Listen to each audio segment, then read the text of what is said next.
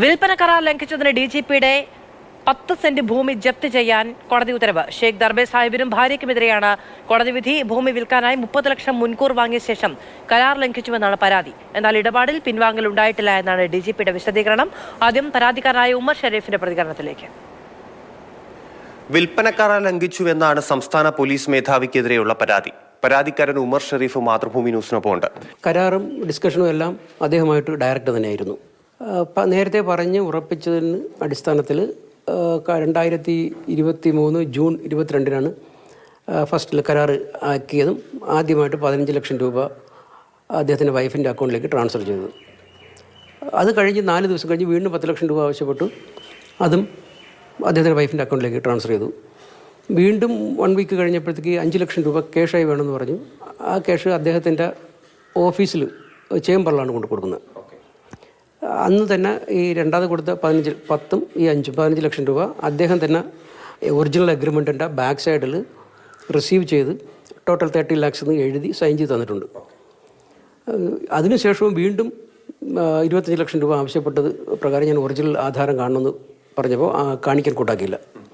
അങ്ങനെ ഞാൻ നടത്തിയ അന്വേഷണം മീൻസ് ഞാൻ അയച്ച അക്കൗണ്ട് ഹോൾഡറുടെ പേര് വെച്ച് ആ ബ്രാഞ്ചിൽ പോയി, SBI ആൽത്തറ ബ്രാഞ്ച്, അവിടെ പോയി അന്വേഷിച്ചതിൽ നിന്നും മനസ്സിലായി 26 ലക്ഷം രൂപ ഈ പ്രോപ്പർട്ടിയിൽ ലയബിലിറ്റി ഉണ്ട്. നിങ്ങൾ എഗ്രിമെന്റ് എഴുതുന്ന സമയത്ത് ഈ ലയബിലിറ്റി ഉണ്ട് എന്ന് അറിഞ്ഞിരുന്നില്ല. കൃത്യമായിട്ട് എഗ്രിമെന്റിൽ മെൻഷൻ ചെയ്തിട്ടുണ്ട് ലയബിലിറ്റി ഇല്ലാന്ന്. ഇൻകം ഫ്രണ്ട്സും എടുത്തിരുന്നു. ഇൻകം ഫ്രണ്ട്സ് എടുത്തപ്പോൾ അതിനകത്ത് ലയബിലിറ്റി കാണിച്ചിട്ടില്ല. ഞാൻ കരാറിൽ നിന്ന് പിന്മാറുന്നു, ലയബിലിറ്റി ഉള്ള പ്രോപ്പർട്ടി എനിക്ക് ആവശ്യമില്ല, അതിൽ ഞാൻ പിന്മാറുന്നു, എൻ്റെ പണം തിരിച്ച് തരണം എന്ന് ആവശ്യപ്പെടുകയും പുള്ളി തരാമെന്ന് പറയുകയും നാളിതുവരെ ഓൾമോസ്റ്റ് 1 ഇയറായി പണം തരാൻ കൂട്ടാക്കില്ല. പല പ്രാവശ്യം നേരിട്ടും ഫോണിലും സംസാരിച്ചു, തരാൻ കൂട്ടാക്കുന്നില്ലായിരുന്നു. ഓൺലൈൻ വഴി CM-ന് പരാതി കൊടുത്തു. കൂടാതെ അദ്ദേഹത്തെ നേരിട്ട് കാണാനൊരു ശ്രമം നടത്തി. പക്ഷേ നേരിട്ട് കാണാൻ കഴിഞ്ഞില്ല. അദ്ദേഹത്തിൻ്റെ പൊളിറ്റിക്കൽ സെക്രട്ടറിയെ നേരിട്ട് കണ്ടു, കാര്യം പറഞ്ഞു. അദ്ദേഹം പറഞ്ഞതിൻ്റെ അടിസ്ഥാനത്തിൽ 1 വീക്ക് ടൈം തരൂ, ഇത് സംസാരിച്ച് ക്ലിയർ ചെയ്യാം എന്ന് പറഞ്ഞിട്ട് പ്രകാരം ഞാൻ വീണ്ടും വെയിറ്റ് ചെയ്തു. അതിലും ഒന്നും സംഭവിച്ചില്ല. അദ്ദേഹത്തിനും അദ്ദേഹത്തിൻ്റെ വൈഫിൻ്റെയും പേരിൽ 2 രജിസ്റ്റേർഡ് ലെറ്റർ തന്നെ അയച്ചു. വിത്തിൻ 10 ഡേയ്സ് ടൈം അത് ഫണ്ട് മടക്കി നൽകി ഈ എഗ്രിമെൻറ്റ് ക്യാൻസൽ ചെയ്യണമെന്ന് പറഞ്ഞപ്പോൾ അദ്ദേഹത്തിൻ്റെ വക്കീൽ റിപ്ലൈ ചെയ്തു, പണം തരാൻ സാധ്യമല്ല. അപ്പോൾ അങ്ങനെയാണ് ഈ പറഞ്ഞ എല്ലാ ഡീറ്റെയിലും വെച്ച് ഞാൻ ബഹുമാനപ്പെട്ട കോടതിയിൽ ഇതെല്ലാം സബ്മിറ്റ് ചെയ്യുകയും കോടതി ഇതെല്ലാം കേട്ട് അറ്റാച്ച്മെൻറ്റ് തരികയും ചെയ്തു. എൻ്റെ പണം തിരിച്ചു കിട്ടിയാൽ ഞാൻ കേസിൽ നിന്ന് വിഡ്രോ ചെയ്യാൻ ബാധ്യസ്ഥ. കാരണം ഈ പണമാണ്, നമുക്ക് പണം നഷ്ടപ്പെടാതിരിക്കാൻ വേണ്ടി മാത്രമാണ് ഞാൻ ഈ ഒരു വഴി സ്വീകരിച്ചത്.